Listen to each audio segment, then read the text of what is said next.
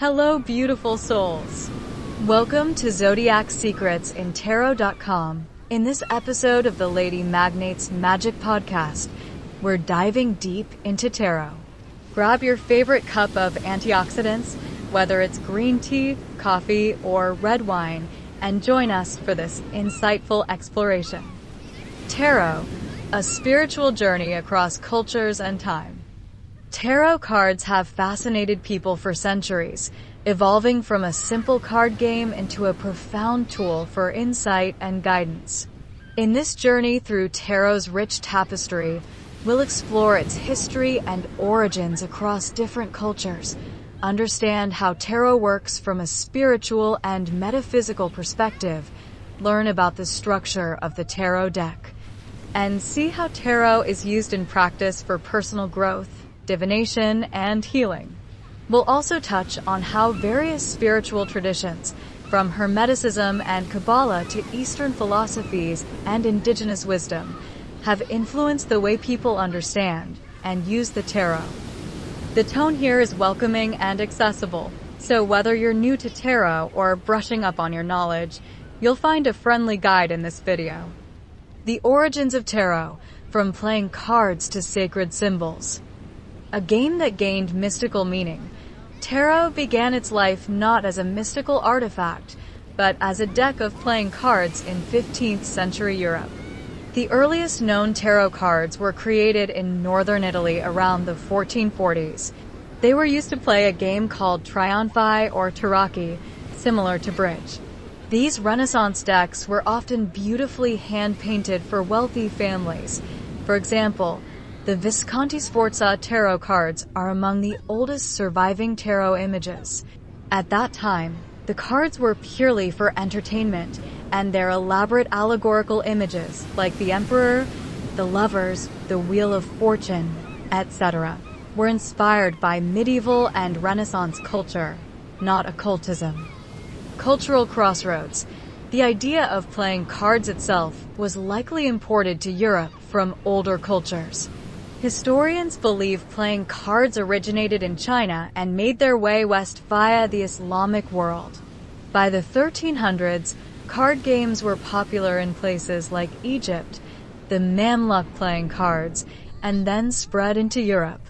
Those early cards had suits that evolved into the suits we see in tarot and even modern poker decks. For example, the Mamluk cards had cups, coins, swords, and polo sticks. Very similar to the cup, coin, pentacle, sword, and wand suits in tarot. This shows that tarot's roots are cross-cultural, a blend of Eastern, Middle Eastern, and European influences. From the start, it carried symbols like cups or coins that resonated across different societies. Myths of ancient origins. As tarot became more widespread in Europe, its mysterious images invited speculation about deeper meanings. By the 18th century, people began to wonder if tarot was more than a card game. Some scholars and mystics proposed sensational theories. Could tarot symbols come from ancient Egypt or the secrets of the pyramids?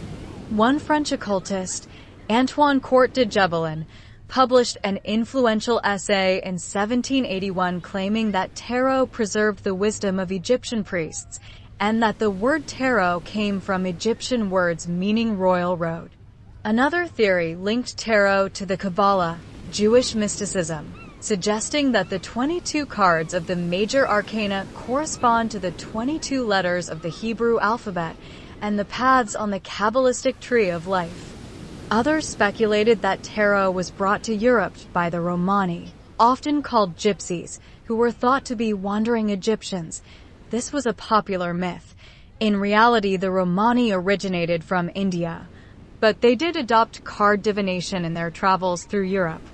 While modern historians found no concrete evidence that tarot came from ancient Egypt or Kabbalists, these ideas nonetheless shaped how people viewed tarot, not just as a game, but as a repository of esoteric wisdom from older cultures.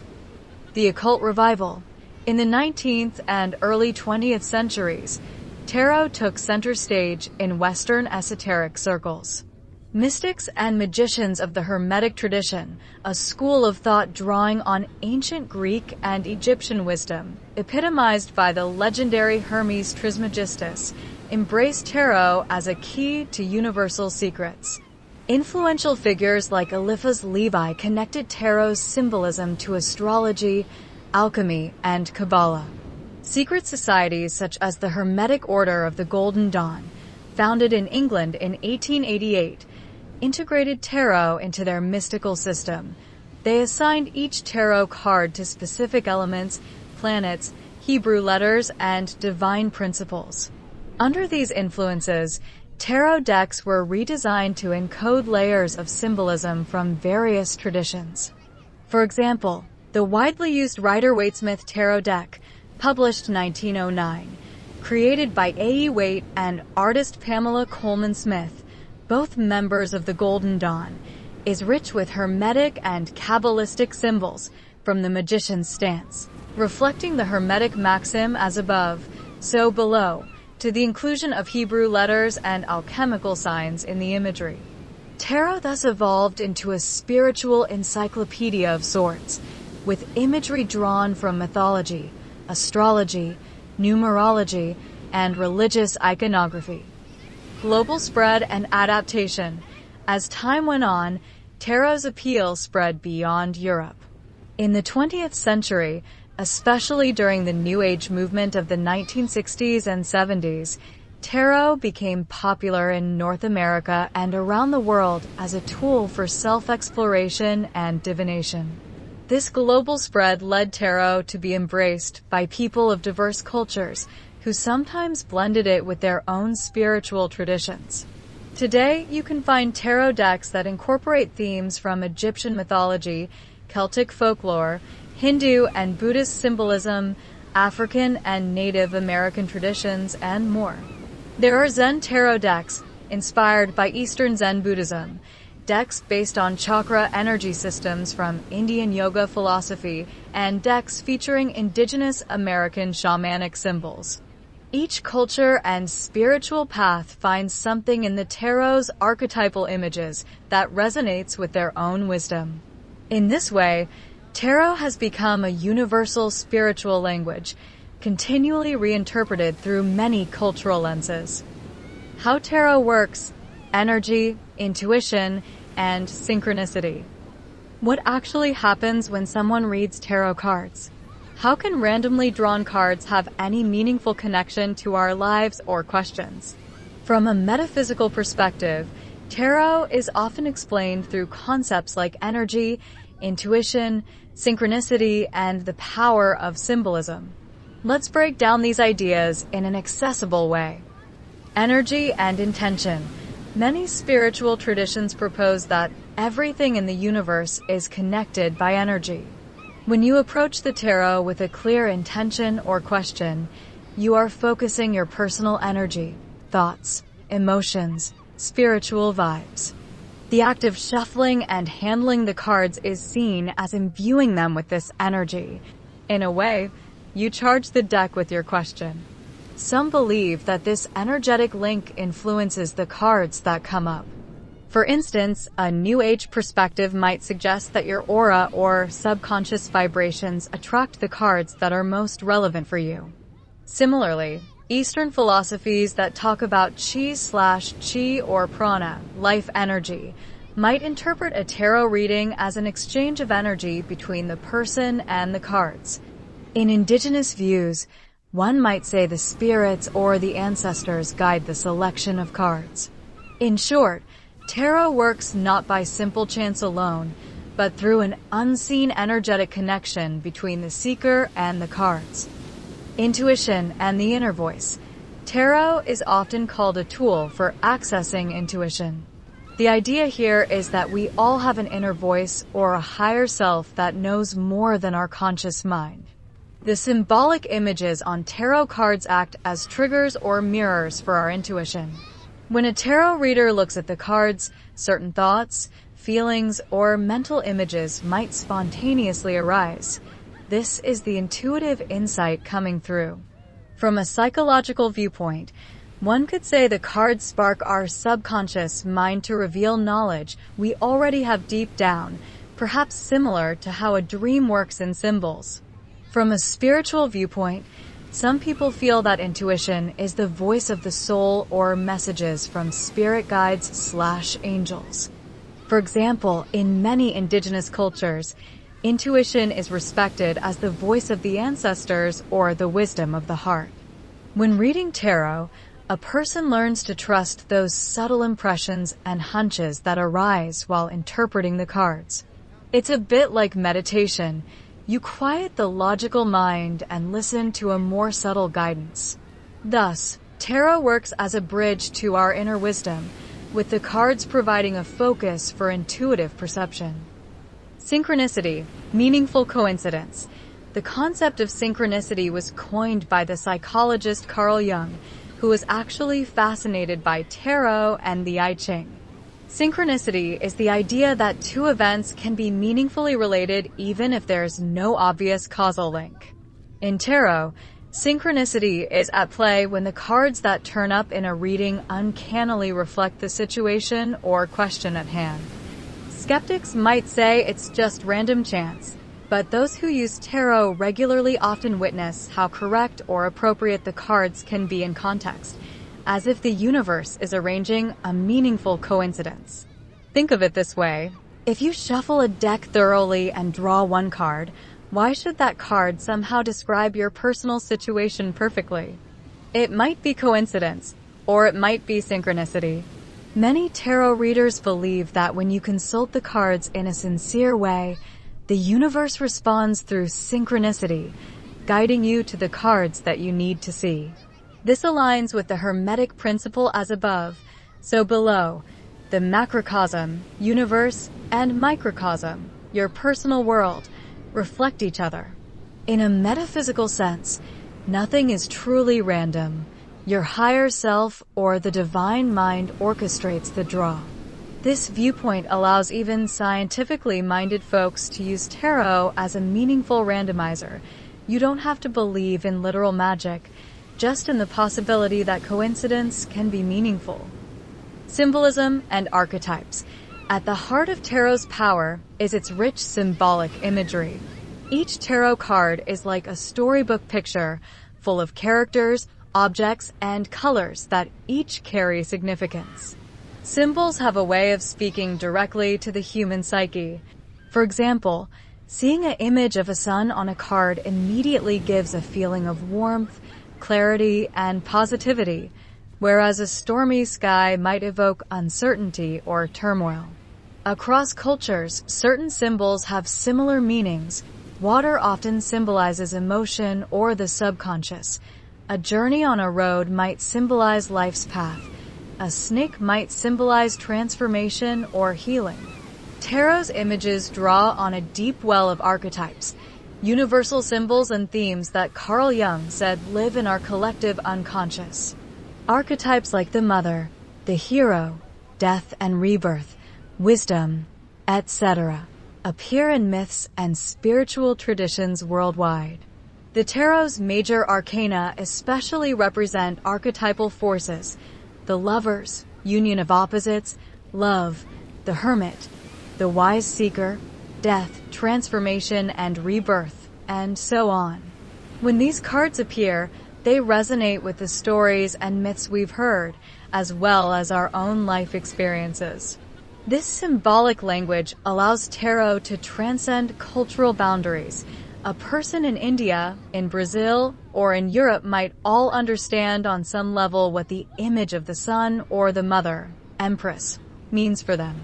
In a reading, the symbols on the cards help the reader tap into intuitive storytelling, weaving a narrative that sheds light on the question or problem. Spiritual guidance and connection. Many who use tarot believe that spiritual forces assist in the process. Depending on one's beliefs, that might mean angels, spirit guides, ancestors, or the divine source is guiding the reading. In a Christian mystic interpretation, one might pray and ask God for guidance through the cards. In an indigenous context, a shamanic reader might call in the spirits of the four directions or their ancestors' wisdom to reveal truth through the cards. The cards themselves can be seen as sacred tools or talismans that carry the energy of all who have used them for insight over centuries. By sitting with the tarot, you enter a kind of sacred space or ritual. The New Age movement often frames tarot reading as working with your higher self or inviting the law of attraction, the idea that focusing your intention draws answers from the universe. Some readers even say that the tarot cards have their own sort of consciousness, or that a guardian energy works through them. While such ideas vary, the common thread is that tarot is more than paper and ink. It's a conduit for connecting with something greater, whether that's the collective unconscious, divine wisdom, or your own soul. In summary, tarot works by combining human intuition with universal symbols and the mysterious principle of synchronicity. It's a dance between your mind and the cards, guided by energy and, many believe, by spiritual forces. This process allows a tarot reading to illuminate situations in a way that often feels insightful, supportive, and sometimes downright magical. The tarot deck structure and symbolism. A standard tarot deck is a pack of 78 cards, each with its own title, imagery, and meaning. Understanding the basic structure of the deck will help you see how comprehensive the tarot system is. It's often said that the tarot is like a book of life or a map of the human journey, with different cards representing different experiences, energies, or lessons we encounter. Here's an overview of how a tarot deck is organized. The Major Arcana, the Great Secrets. The word arcana means mysteries or secrets. The Major Arcana are 22 cards that represent big, universal themes, the archetypes or spiritual lessons in life. They are often numbered from 0 to 21, with the Fool as 0. These cards have names like the Fool, the Magician, the High Priestess, the Empress, the Emperor, the Hierophant, the Lovers, the Chariot, Strength, the Hermit, Wheel of Fortune, Justice, the Hanged Man, Death, Temperance, the Devil, the Tower, the Star, the Moon, the Sun, Judgment, and the World. You might see slight variations in names in different decks. Each of these is richly symbolic. The Fool, 0, portrays a young traveler about to step off a cliff, often with a carefree smile. This symbolizes new beginnings, innocence, and trust in the journey. The Fool is the protagonist of the tarot journey, representing each of us as we go through life's adventures. The Magician, 1, a figure with one hand pointed to the sky and one to the earth, as above, so below, with tools representing the 4 elements on his table. He symbolizes willpower, manifestation, and the connection between spiritual and material. The High Priestess, 2, a mysterious, intuitive feminine figure sitting between pillars, often with a moon symbol. She represents intuition, inner wisdom, and the subconscious mind. We won't list all 22 here in detail for brevity, but each major arcana card has a distinct theme like love, the Lovers, introspection, the Hermit, change, death, which signifies transformation more than literal death, and so on. Collectively, the Major Arcana can be seen as the story of the soul's journey or the path to spiritual wholeness. People often call this the Fool's Journey, the idea that starting as the naive fool, one grows and learns through all the experiences depicted by the other 21 cards, eventually reaching completion, the World card. These archetypes are found in many cultures, myths, and religions. For instance, the concept of a death rebirth transformation is in shamanic initiations and the myth of Phoenix. The wise hermit resembles sages or monks in many traditions. The Last Judgment echoes resurrection themes in Christianity and elsewhere. This universality is part of what makes tarot so powerful across cultures. The Minor Arcana, the everyday insights. The Minor Arcana consists of the remaining 56 cards of the tarot deck. These are divided into 4 suits, much like playing cards, which actually descended from the same source. Each suit has 14 cards, numbers 1, ace, through 10, plus 4 court cards, typically page, knight, queen, king, though some decks use alternate titles like princess and prince, or daughter and son, etc. The Minor Arcana represent more day-to-day aspects of life, the practical and emotional experiences we go through, as opposed to the grand archetypal themes of the majors. Each suit of the Minor Arcana has a distinct element and area of meaning associated with it. Wands, fire, also known in some decks as rods, staffs, or staves.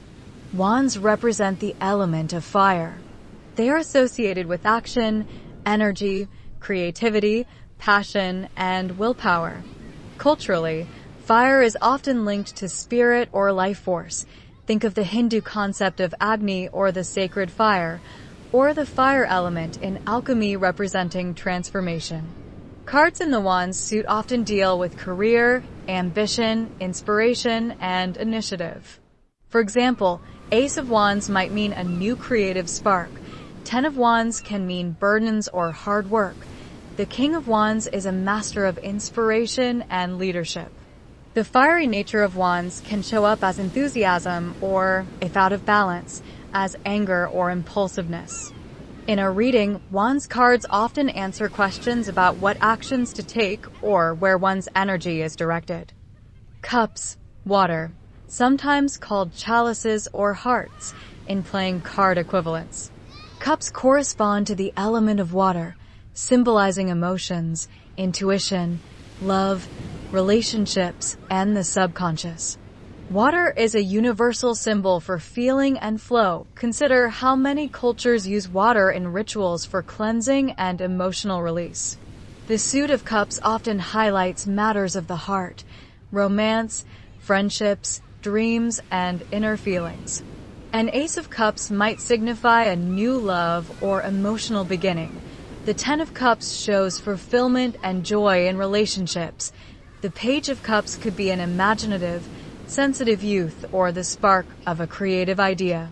Cups cards can indicate emotional states and urges, from the bliss of love to the need to let go of sadness. When many cups appear in a spread, it usually means the focus is on emotional and spiritual matters. Swords, air. Swords correspond to air, representing the mind, intellect, communication, and conflict. Air is invisible but powerful, like our thoughts and words. Swords often address challenges, decisions, and truths. Many sword cards show difficulties or strife, like the 3 of Swords, depicted as a heart pierced by 3 swords, signifying heartbreak, or the 10 of Swords showing a figure knocked down, indicating crisis or ending. But they also show the power of intellect and clarity. The Ace of Swords is like a sudden breakthrough or new idea. The King of Swords is a master of logic and truth. In various traditions, the sword is a symbol of truth and discernment. For example, Archangel Michael's sword of light, or in Buddhism, the sword that cuts through illusion. So this suit can indicate the need for honesty, analysis, and sometimes the courage to face difficulties. A predominance of swords in a reading might mean the person is in their head, dealing with worries or plans, or needs to communicate clearly. Pentacles, earth, also called coins, discs, or diamonds in playing card terms. Pentacles represent the element of earth, symbolizing the material world, body, finances, work, and practicality. Earth is about stability, growth, and prosperity. Think of planting seeds and harvesting. Pentacle cards often relate to money, career, health, or tangible outcomes. The Ace of Pentacles could mean a new job offer or a fresh start in a physical project. The Ten of Pentacles shows legacy, wealth, or family prosperity. The Queen of Pentacles is the archetype of the nurturing provider, caring and practical. In many cultures, Earth is associated with the mother or the abundance of nature, like the idea of Mother Earth or the harvest goddess, so pentacles also have an aspect of nurturing and fruition.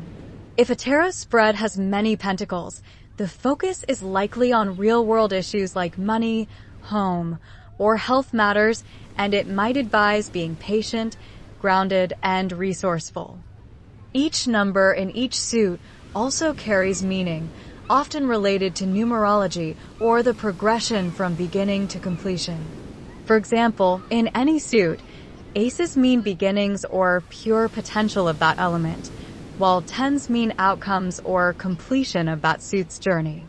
The court cards, page, knight, queen, king, often represent people or personality traits. For instance, a page might be a young person or an immature aspect of oneself, eager to learn. Knights are more active and driven, sometimes indicating movement or pursuit of something. Queens embody mature, inwardly directed mastery of their suit. Compassionate leadership for cups, practical wisdom for pentacles, etc. Kings are outward masters and represent authority in their domain. Intellectual authority for swords, creative authority for wands, etc. In a reading, court cards might literally point to people in the querent's life, a supportive friend as the Queen of Cups, for example, or qualities the querent is expressing or needs to develop. Tarot versus playing cards. It's interesting to note that if you remove the 22 major arcana from a tarot deck and also remove the knights from the minor arcana, you're left with 56 cards that closely resemble a regular playing card deck. 52 cards plus 4 pages that correspond to jacks. This is because tarot and modern playing cards share common ancestry. Some folk divination methods use regular playing cards similarly to tarot's minors. For example, reading hearts as love, spades as troubles, etc., which parallels cups and swords.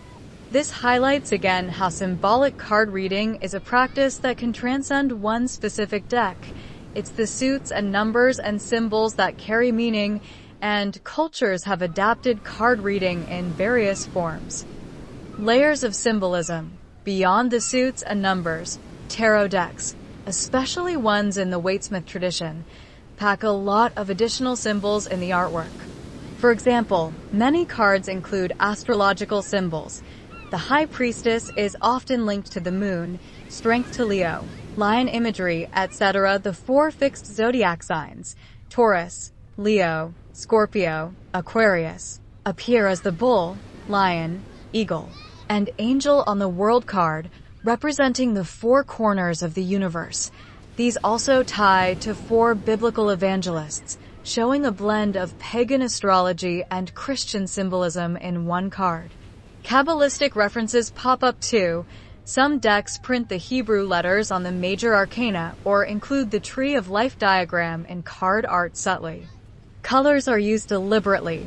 Yellow for consciousness, blue for subconscious or spiritual, black for mystery, white for purity, and so on. Almost every item on a card could have a meaning. The lemniscate, infinity symbol, above the magician's head means infinity and balance. The pillar colors on the High Priestess refer to the Temple of Solomon from Judaic tradition. The waters flowing through many cards hint at the flow of consciousness or the collective unconscious. While a beginner doesn't need to know all these details, it's fascinating how tarot acts as a compendium of symbols from many mystical systems, Hermetic, Kabbalistic, astrological, alchemical, etc. This means as you study tarot, you can also find connections to other areas of metaphysics and spirituality. Yet, even with all these complex layers, tarot remains approachable because the core meanings of cards are intuitive. You don't have to know any Hebrew or astrology to see that the Stormy Tower card means sudden disruptive change, or that the Sunny card with a smiling child, the sun, means happiness and clarity. The symbols speak to something deep in us, and we can grasp the story in the cards with a bit of study and a lot of intuition. Using tarot for insight, growth, and healing. Tarot's true beauty shines in how it is used as a practical tool for guidance, reflection, and spiritual practice. What can you actually do with tarot cards? The short answer, a lot. From the classic image of a fortune teller laying out cards to predict the future, to a modern individual pulling a daily card for personal meditation, tarot finds many applications. Let's explore how people use tarot in practice. Tarot readings can be a comforting ritual, whether done alone or with a reader. Here, cards are laid out in a spread, and the symbols are interpreted to shed light on personal questions. A cozy, mystical atmosphere, with candles, crystals, or sage, often helps the reader tune into their intuition. Divination and guidance. One of the oldest and most popular uses of tarot is divination, seeking knowledge of the unknown or insight about the future. When you get a tarot reading to ask what's coming in my career, or will I find love, you're using the cards for divinatory guidance. Tarot spreads, specific ways to lay out the cards, like the Celtic cross or a simple 3-card past, present, future spread, are classic methods to organize the information. In a divinatory reading, each position in the spread has a meaning. For example, one card might represent your current situation, another the challenge, another the likely outcome, etc. And the cards in those positions are interpreted accordingly. It's important to note that tarot doesn't force a fixed fate on anyone. Most readers will emphasize that the future is not set in stone. The cards show tendencies, energies in motion, or probable outcomes if you continue on your present path. The value of a tarot reading is often in helping you see options or understand influences around you, so you can make empowered choices. For instance, if the cards warn of trouble in a relationship, that could give you the chance to address issues proactively rather than see it as doomed fate.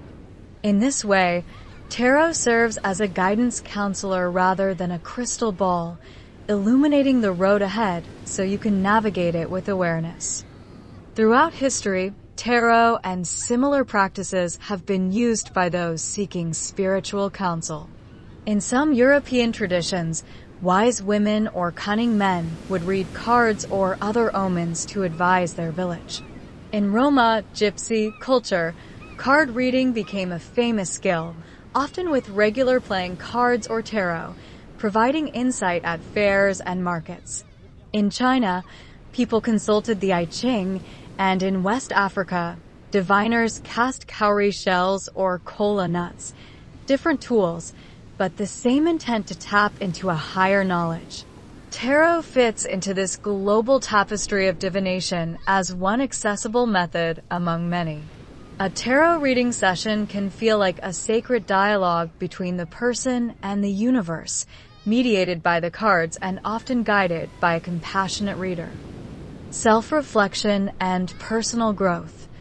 Beyond fortune-telling, tarot is widely used as a mirror for self-reflection and personal development. Each card carries a lesson or a question that can prompt deep introspection. For example, drawing the Hermit might make you ask, where do I need to withdraw and find my own truth? Drawing the Three of Cups, a card of friendship and celebration, might remind you to reach out to loved ones or celebrate your achievements instead of dwelling on worries. In this way, tarot becomes akin to journaling or therapy, a way to surface thoughts and feelings that might be hidden. Many people pull a card of the day each morning. This practice isn't about predicting the day's events, but rather about giving a focus or theme to contemplate. If you pull, say, the Strength card one morning, you might hold the idea of inner strength in your mind that day, looking for opportunities to practice compassion and courage, since the Strength card often shows a woman taming a lion gently. In the evening, you can reflect, how did the theme of strength play out today? What did I learn? This daily ritual can be grounding and enlightening, almost like getting a little piece of wisdom or a prompt from the universe every day. Tarot can also be used in creative ways for growth. Writers and artists use tarot cards to overcome creative blocks, pulling a card to inspire a story or a piece of art. For instance, a writer facing blank page syndrome might draw a random card and write a scene about it. The archetypes can unlock imagination. Similarly, one could do a tarot reading for a fictional character to deepen their development, etc. In the realm of psychology, a number of therapists and counselors incorporate tarot or tarot-like archetype cards in their sessions, carefully and with the client's openness, of course. The cards provide a non-threatening way for people to talk about their situation. It's sometimes easier to say, "I relate to this wounded figure on the Five of Pentacles," than to directly say, "I feel abandoned." Through the story of the card, people can express and explore their own stories. This was very much inspired by Carl Jung's work on archetypes. Jung himself encouraged patients to use symbolic systems, like drawing mandalas or using the I Ching, to access the unconscious. Modern tarot therapy isn't telling the person what will happen, but helping them project and reflect, which can lead to personal insights and emotional healing. Spiritual insight and meditation. Tarot is fundamentally a spiritual tool for many. The images can be meditated upon as icons or mandalas to yield deeper understanding. For example, one might take a single card, like the star, which shows a figure under a night sky pouring water, a symbol of hope and renewal, and meditate on that image, letting the mind dwell in its serene, hopeful atmosphere, perhaps even visualizing entering the landscape of the card. This practice, often called path working in the Hermetic tradition, treats each card as a doorway to a certain state of consciousness or astral realm. It can lead to profound experiences or realizations, almost like a guided visualization. Some people use tarot in rituals or spiritual ceremonies. For instance, on a full moon, one might do a special tarot spread to gain clarity on what to release or what to manifest. In witchcraft or Wiccan practice, a tarot card might be placed on an altar to represent the intention of a spell or to invite a particular energy, placing the Empress card to invite fertility and creativity, or the Ace of Cups for love and emotional healing, etc. In meditation groups or spiritual circles, drawing a card and sharing its personal meaning can create a powerful group dialogue where each person might gain a message relevant to them. Tarot also intersects with astrology and timing for some practitioners. A reader might notice, for example, that the moon card comes up often when someone is dealing with hidden fears during a certain lunar phase, or they might plan a reading on a solstice or equinox to honor the change of seasons, using tarot to reflect on the personal significance of that change. In Eastern traditions that emphasize mindfulness and living in the present, tarot can be used as a mindfulness tool. The Osho Zen Tarot deck is one example where the traditional tarot structure was adapted into a more Zen Buddhist framework, focusing on the here and now rather than prediction. Pulling a card from such a deck can be like getting a Zen koan or a prompt for mindfulness. For example, a card titled Patience or Letting Go invites you to practice that quality in the moment. Healing and empowerment. Can tarot be healing? Many say yes, not that a card can cure an illness, but that the process of a reading can be therapeutic. When you are feeling lost, anxious, or heartbroken, consulting the tarot can provide comfort and clarity. The cards can validate what you're going through. It's okay. The Three of Swords acknowledges your pain and also remind you that things change. The Wheel of Fortune card shows that life is always turning. This too shall pass.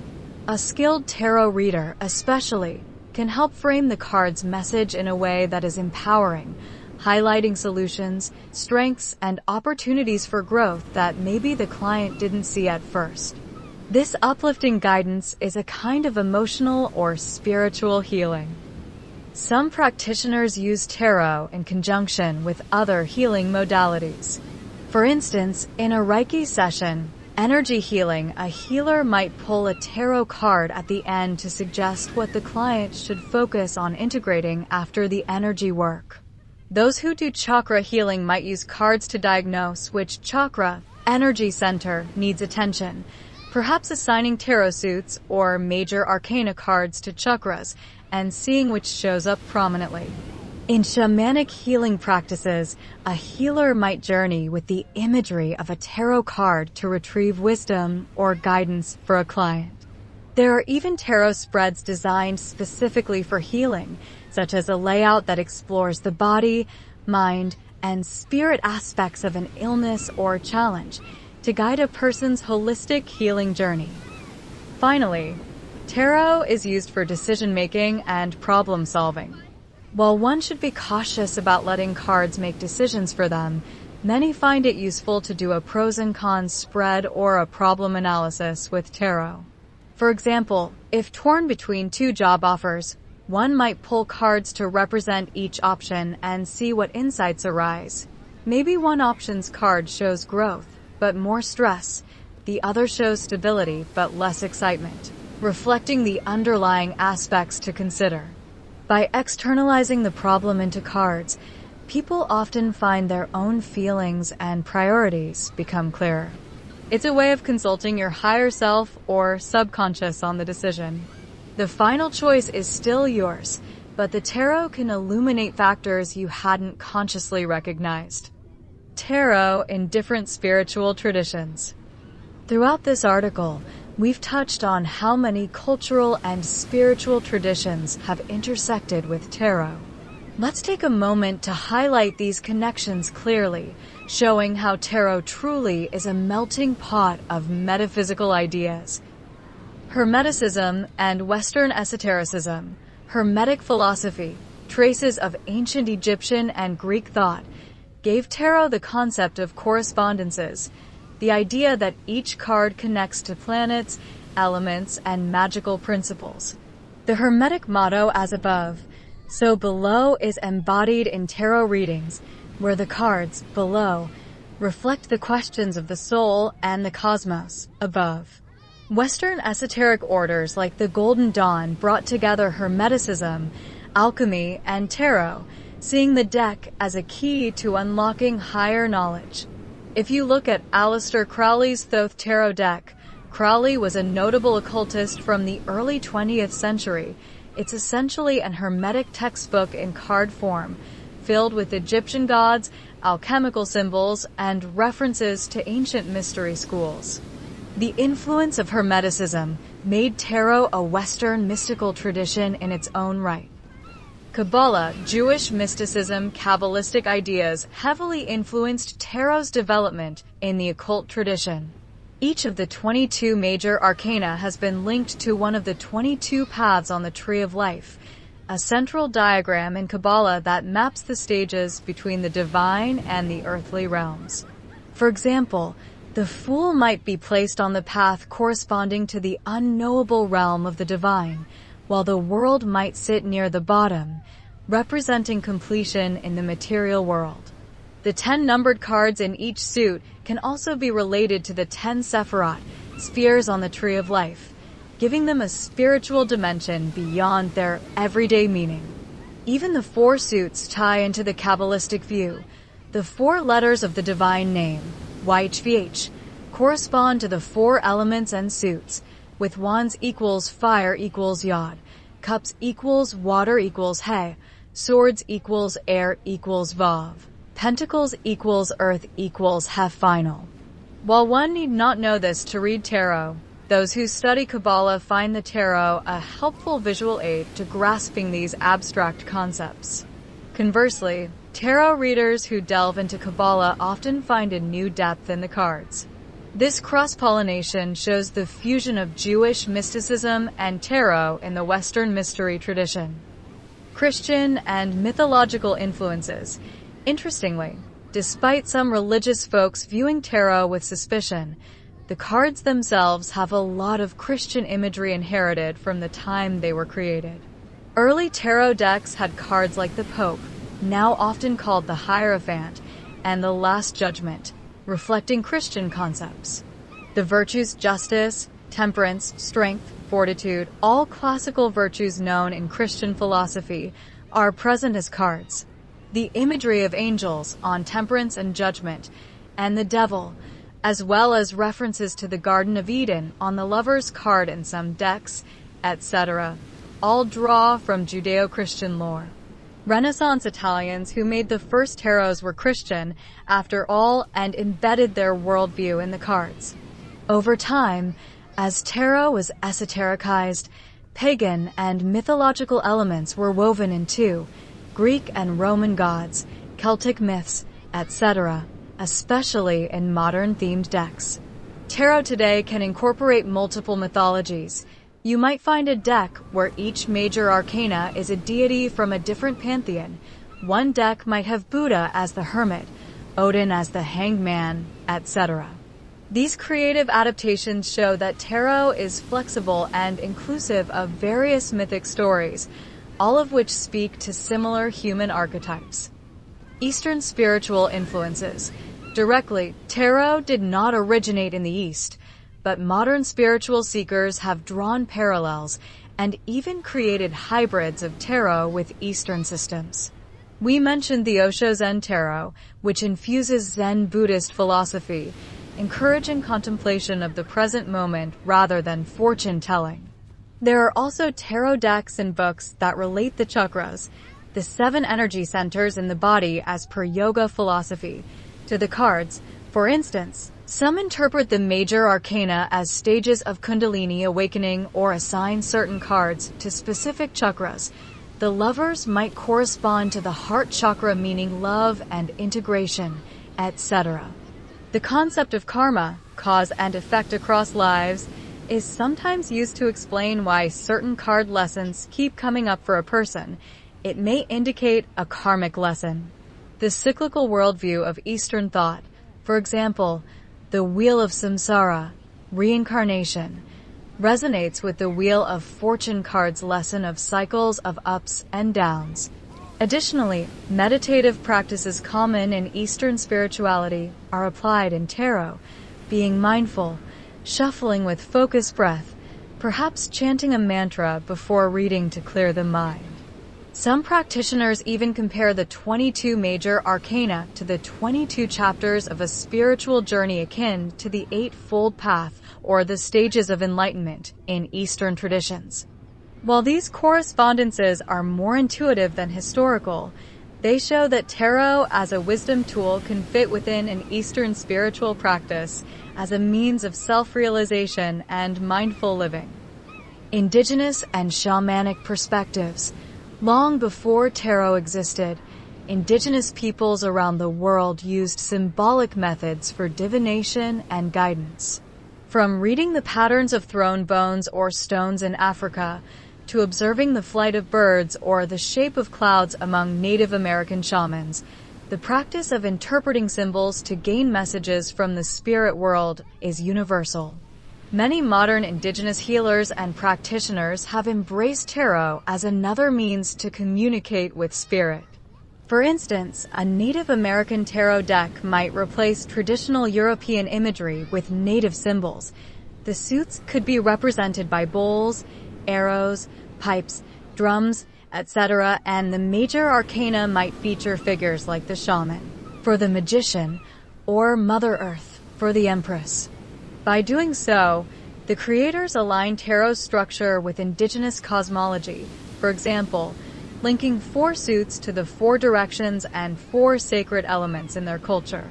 Similarly, there are decks incorporating Aboriginal Australian Dreamtime art, Maori myths, or African deities.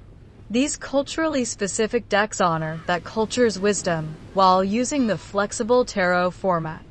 Even for those who use standard tarot decks, an indigenous perspective might be that the spirits of nature speak through the cards. A crow or wolf appearing on a card might be seen not just as a symbol, but as the actual spirit of crow or wolf bringing a message. Shamanic practitioners sometimes journey with tarot, meaning they might enter a trance and step into a card seen to talk to the characters or animals in it for guidance. All of this shows that from an indigenous lens, tarot can be a medicine tool, another way to access the wisdom of the earth and the ancestors, provided it's used with respect and good intention. New Age and eclectic approaches.